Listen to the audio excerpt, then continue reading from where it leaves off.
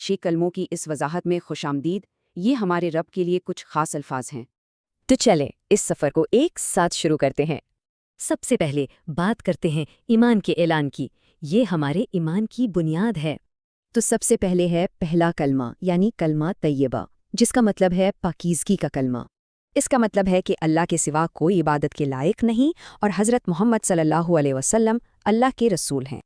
یہ کلمہ ہمارے ایمان کی چابی ہے، اسے صبح جاگتے اور رات کو سوتے ہوئے ہمیشہ یاد رکھیں۔ اب چلتے ہیں دوسرے کلمے کی طرف، جسے کلمہ شہادت یعنی گواہی کا کلمہ کہتے ہیں۔ اس کلمے سے ہم اللہ اور اس کے رسول پر اپنے پختہ ایمان کی گواہی دیتے ہیں۔ تو یہ کلمہ ہمارے ایمان کو مضبوط اور واضح کرتا ہے، اسے نمازوں میں ضرور پڑھیں۔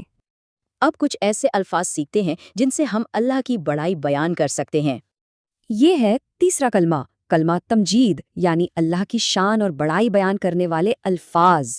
یعنی اللہ پاک ہے، تمام تعریفیں اسی کے لیے ہیں اور اللہ ہی سب سے بڑا ہے۔ اسے تب پڑھیں جب کوئی خوبصورت پھول دیکھیں یا جب کچھ بہت اچھا ہو جائے۔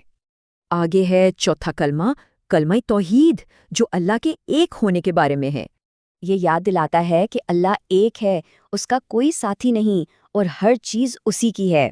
یہ کلمہ ہمیں یاد دلاتا ہے کہ ہر چیز کا اصل مالک اور بادشاہ صرف اللہ ہے۔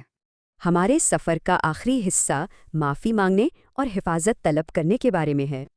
یہ ہے پانچواں کلمہ، کلمہ استغفار یعنی اللہ سے معافی مانگنے کے الفاظ۔